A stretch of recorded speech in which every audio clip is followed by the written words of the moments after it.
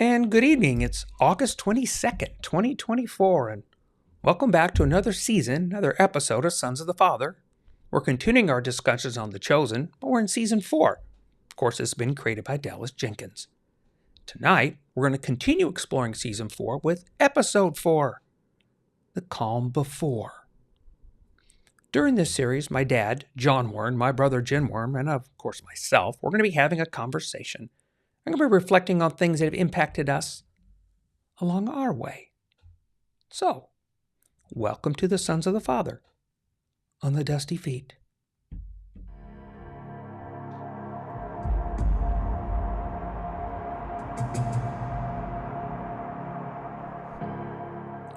And of course, before I forget, if you find these kinds of podcasts useful, then click the subscribe button. Those reminders, they just help you. But also, if you think that these might be useful to others, that's when you click that like button, because that is the way that YouTube chooses to share these to more people, if they wish. So the calm before, we have power moves, the unexpected, death. It's a lot of scenes with silence. We fill in silence with our own thoughts. Words echo in our silent heads. What would our thoughts be? In this episode, I feel it's anything but calm. It's like a pot just before it boils. The surface, it's a bit bumpy, but underneath, the turmoil, the energy building, it's anything but calm. But we also need to remember that this is a storyteller's story. This is not an actual recounting. Let's just keep that in mind. That's important in our discussions. Okay, guys. Good evening. Hey. Howdy. So, the calm before. Daddy-o, start us off. Because you're saying it's calm before, meaning because it's going to get worse. But Yeah. this is anything but calm. Dominus is saying this is not the calm before the storm. This is the storm. that boy got his butt dumped, and the glare that he gave, because when Gaius came in, Gaius didn't even know what was going to happen, but Dominus had already been dumped, and he was walking out the door. Who knows? He's going to be cleaning toilets someplace. It sounds like, which is no good. And Atticus, he's making Gaius the new praetor, but I don't think I know he doesn't. He doesn't understand where Gaius's heart is. Mm-hmm. Now his head is right there with the little amulet that hangs around him. It's pretty nice and really powerful. But it starts to unfold, but like any good mystery, it only unfolds a little. Mm-hmm. So you don't know what's going to happen, but they're just giving you little peeks at it, which is one of the things, knowing we all know the way the story ends, but the way Dallas is kind of weaving it with the story within the story. There's the real story, and then there's Dallas's story, which is, I think, kind of fun. And also, we don't know what happened behind the scenes. Mm-hmm. So it just could be exactly the way it was. We don't know.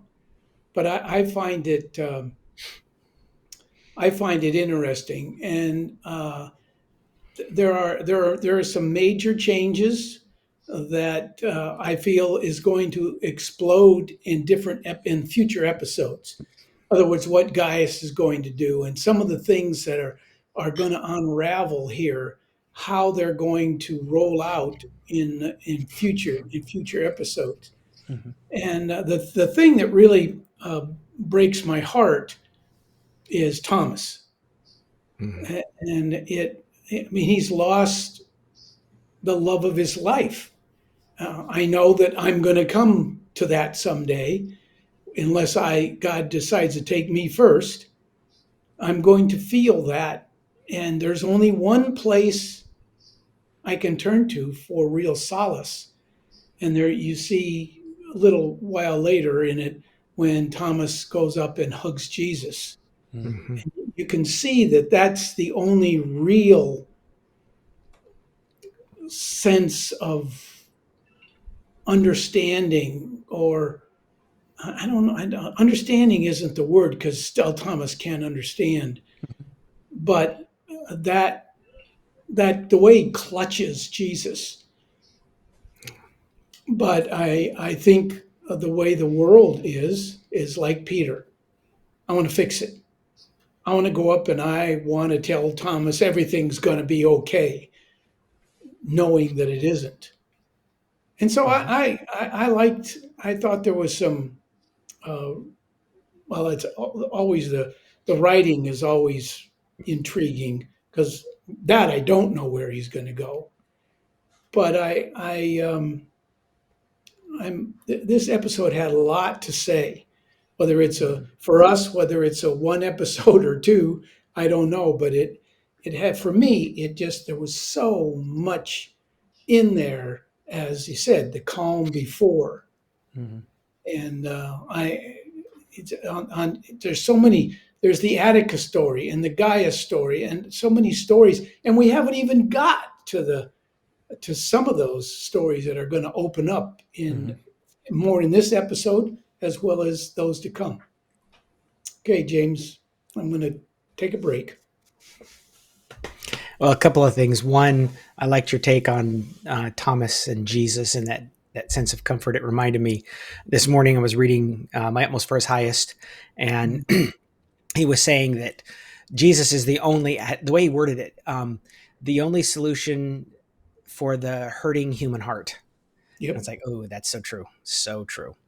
Uh, I could have called this episode Gaius Transformation because you see this thing happen to him at the beginning where things change, and then at the end where he's changed. And it's, you watch him through this whole thing. It was like mostly about him. And it was fun to see that. I've seen it in seedling form starting to happen. And this, it's like it all just kind of snowballed.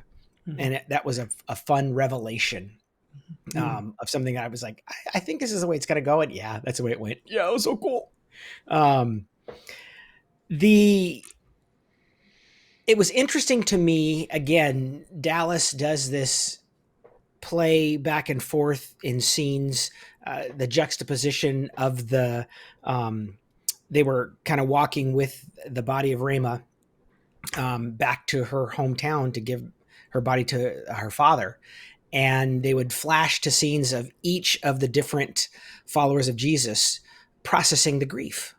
Mm-hmm. And you could tell that Dallas was, kind of touching that whole area because it's such a difficult thing to deal with. Mm-hmm. Whether you're in the church or not in the church, dealing with death is hard. And so he did a good job of letting each of them kind of express it in different ways to see that we don't all have to see grief the same way or express grief or feel grief the same way. Mm-hmm. And so I enjoyed that aspect of it. It really was, healing and I think helpful in terms of that whole interchange that was going on. I think, like you said, this one had a lot going on in it, even though there's obviously bigger things that are going to be coming. But it was it shocked me when Gaius got put into the position of praetor. I did not expect that. Mm-hmm. And yet seeing how Gaius was responding to it, because now he's in this new position of authority and conflicted inside because he's got these feelings about Jesus, whether they're full on, I'm a follower of Christ kind of thing, or just this guy's got something and we have to be careful about how we're treating it. He's now thrown into this turmoil of now what do I do? And so we're going to see more of that, I think. But Bob, like you said earlier, that Gaius, his authority only goes as far as Capernaum. Beyond that, it won't go any further. So as Jesus transitions on, that won't be the case. But for now, he's having to deal with all of that. Yeah. There's more in there, later on in the episode, but Bob, I want to see if there's anything you want to touch base on with regard to kind of that first part. Yeah, what you get is, I'm going to throw this out there for a thought, that Gaius has already changed. This is my thought. And we get to see it unfold, meaning the change is there. It's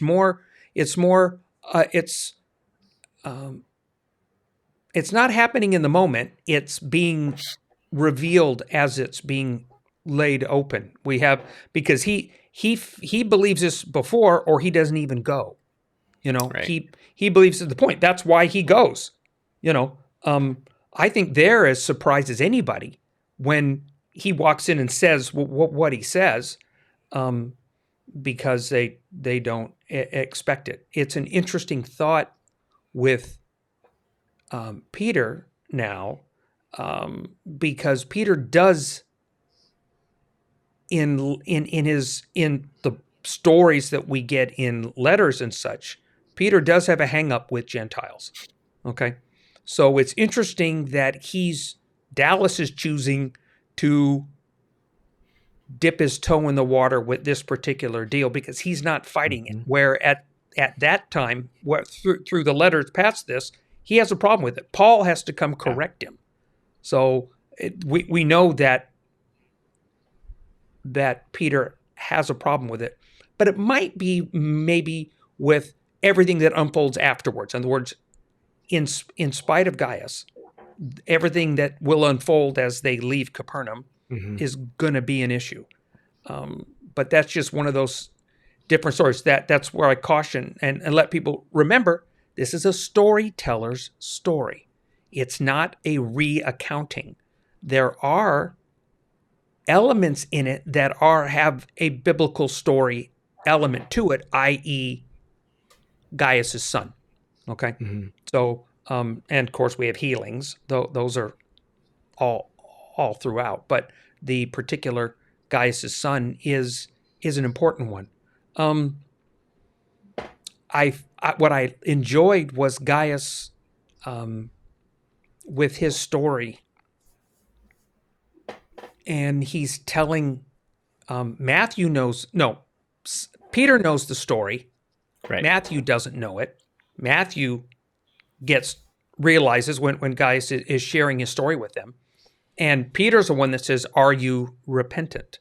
And Matthew made the point, isn't that part of what your people do? I mean, it's one of those pieces.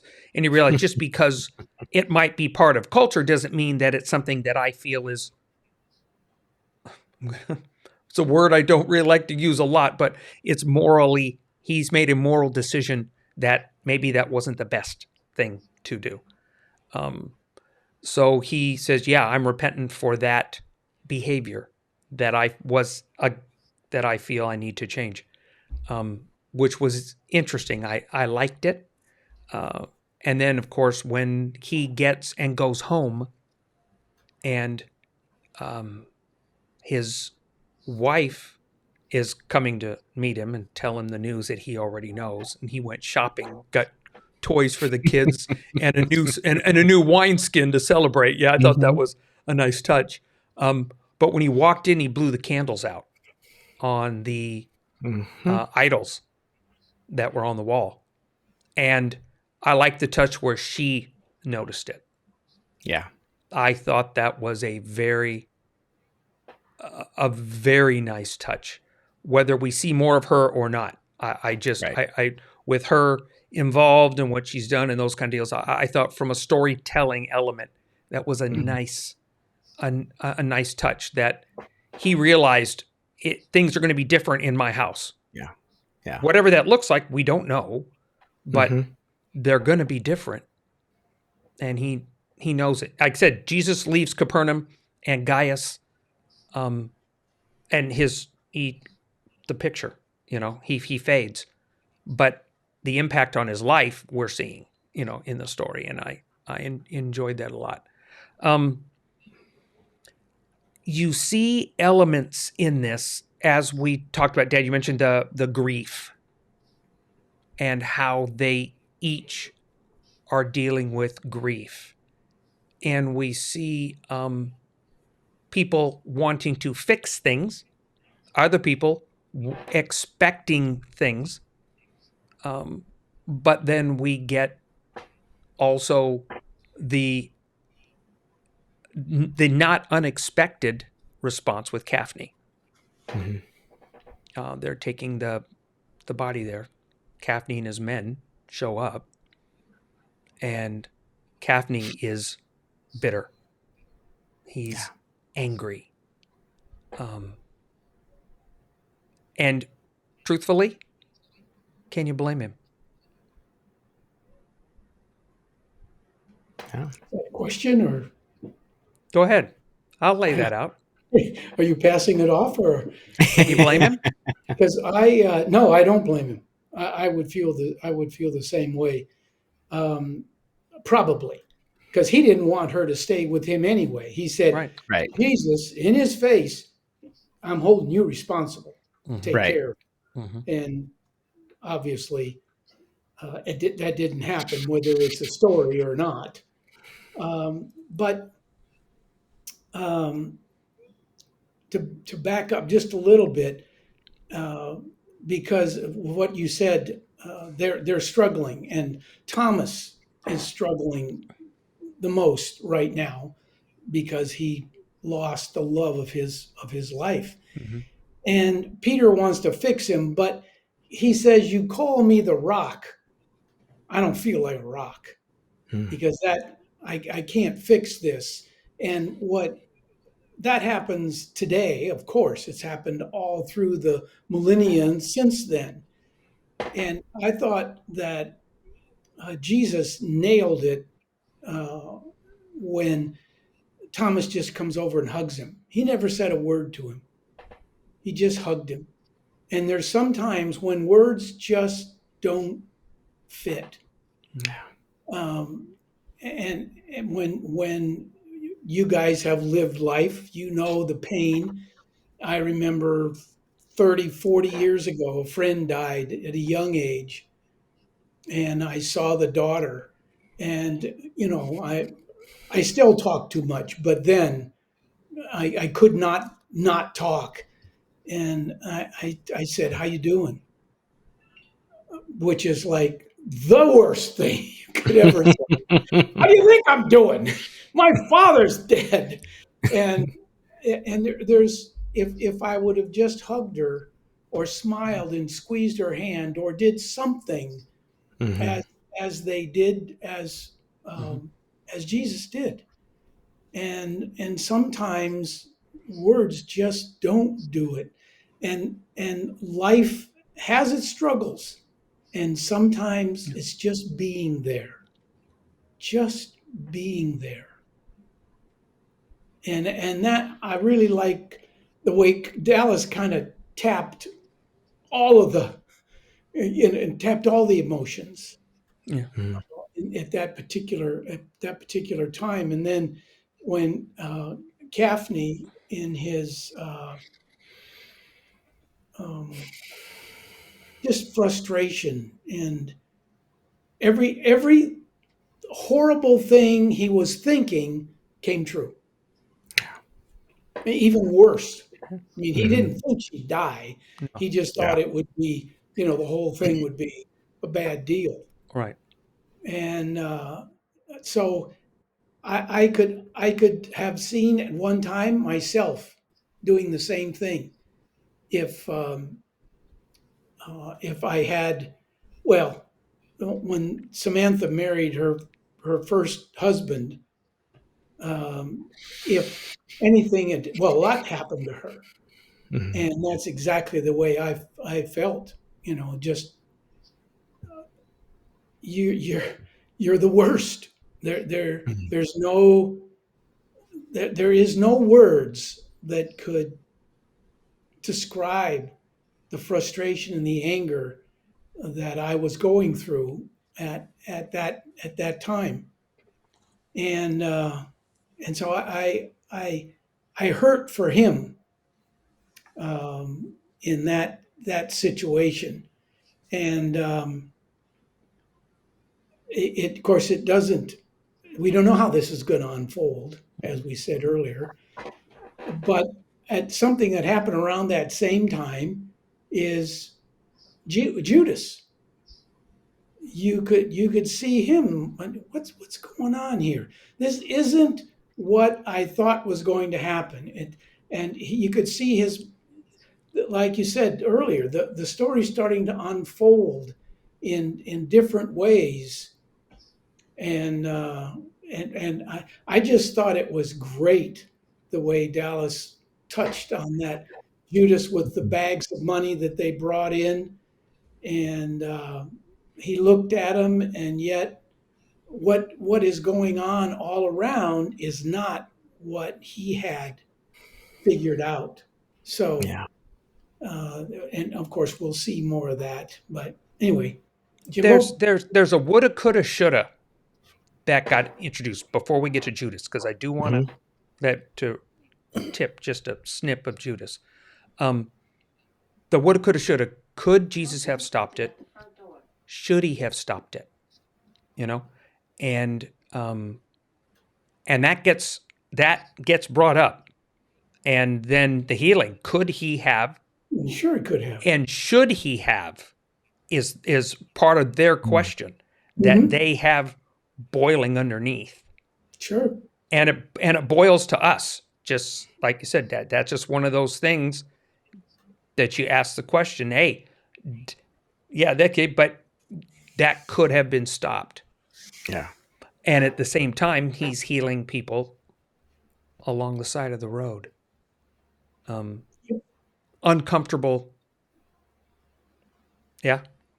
So the Judas thought. Don't forget that scene really means nothing if you don't know the story. Right. Mm-hmm. Okay. So Exactly. it's a right. It's a backward. It's only because we know part of the story.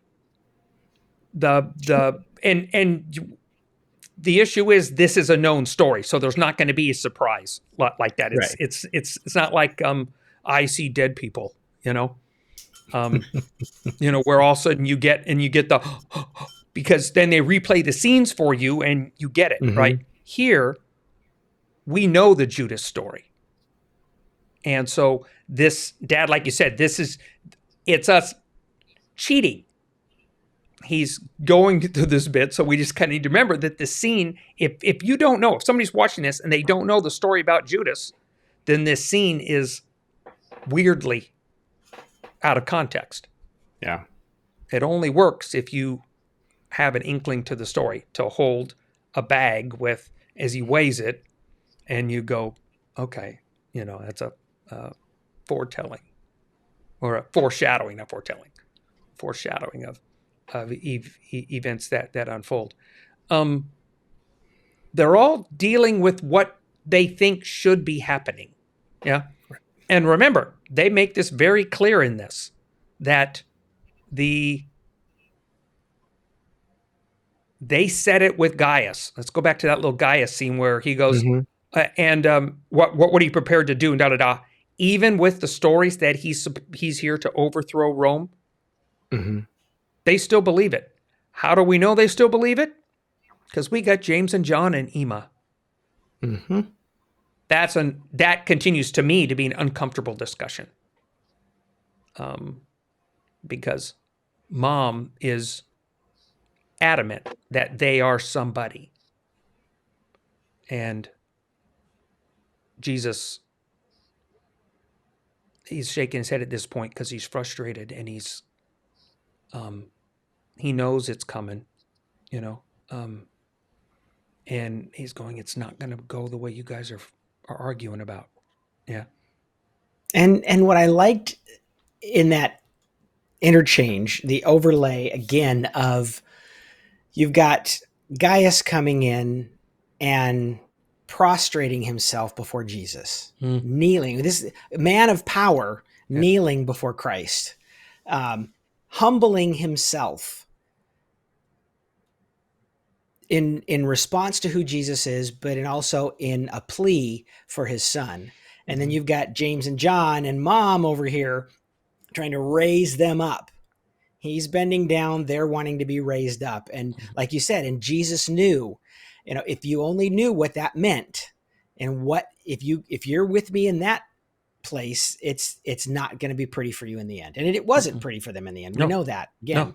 No. Yeah. And Bob, to your point, we know the end story with Judas. We know the end story with all of them.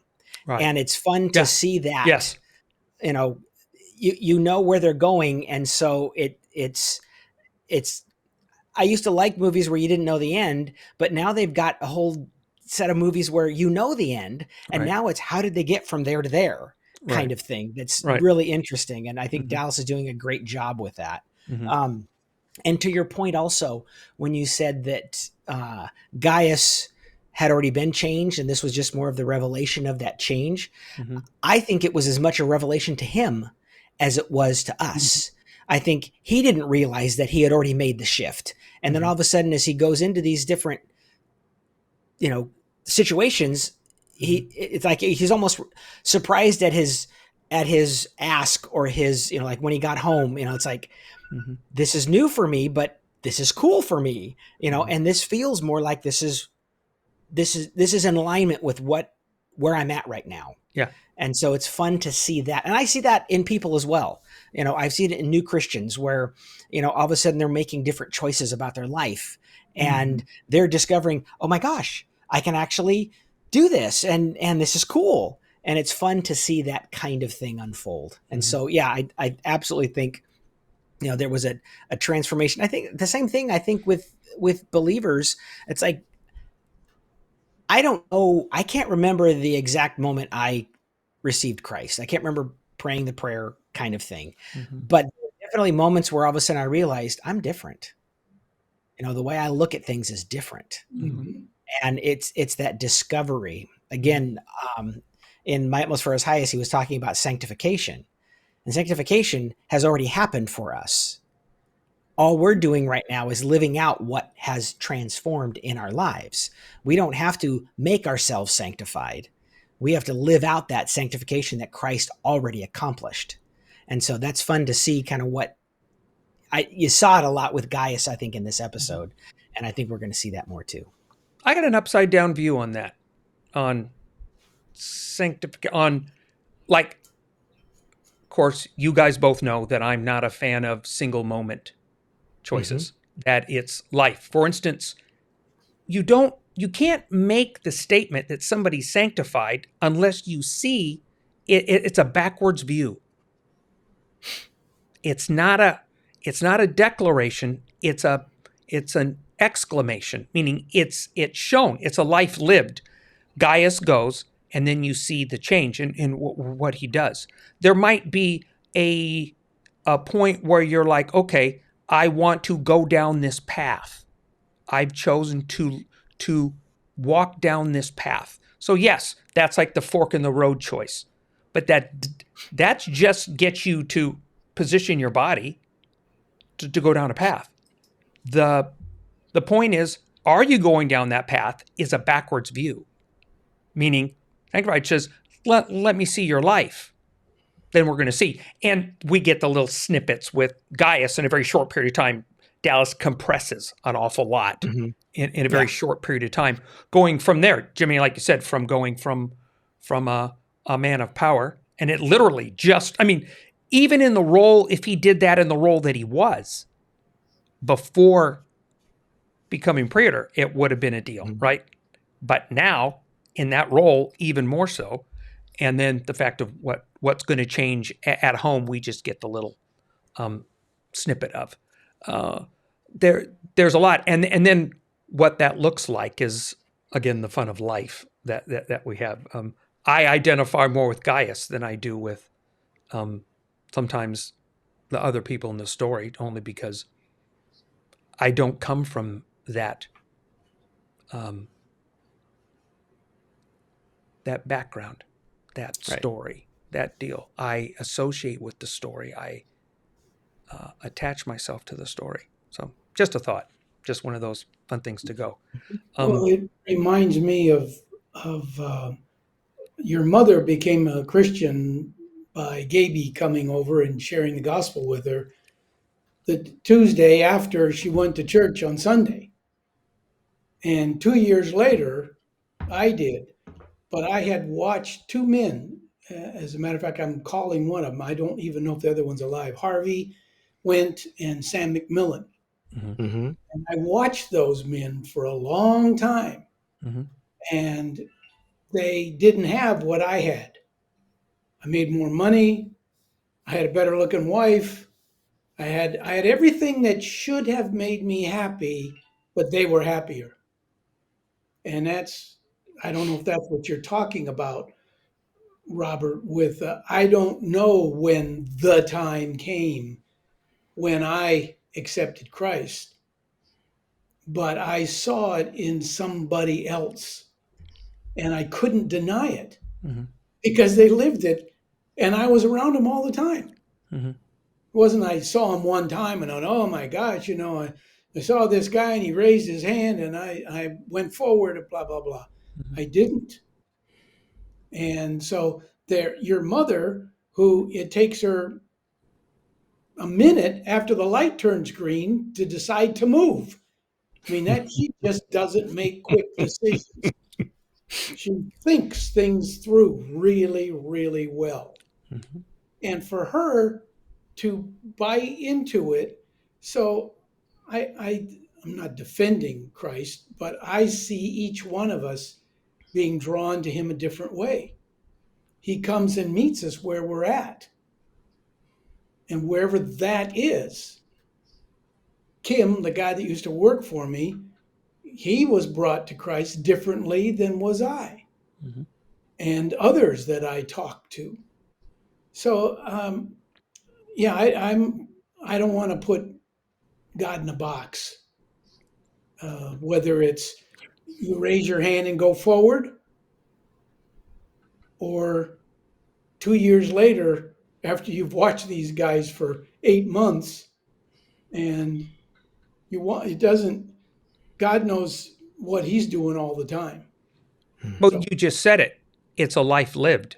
In other words, I'm saying the commitment to Jesus, to Yeshua, to Jesus is a life lived, not a. It's not a statement. It's a life. And there's lots of people that have made statements. Mm-hmm. I'm not compelled by lives. Okay. And it's a fair look when people look and go, I've heard a statement. I've heard you, quote, you meaning the proverbial them, whoever they are. Mm-hmm. I've heard them say something,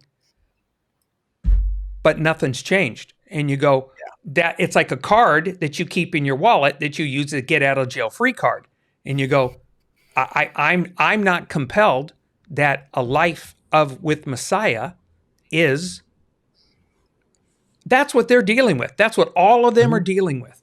If it was just decided that I could do Jesus and then walk away, I believe he's a Messiah. Now I go do my thing.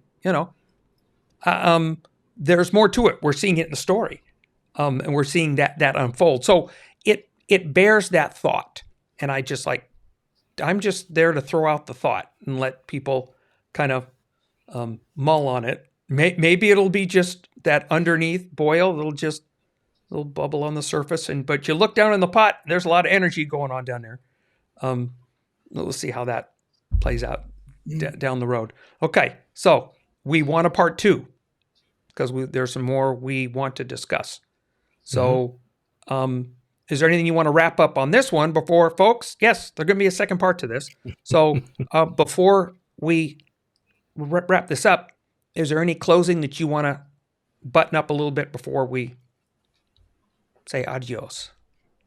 I've got a couple of things that I'm going to save till next time, but that I've been thinking about because of our conversation right now.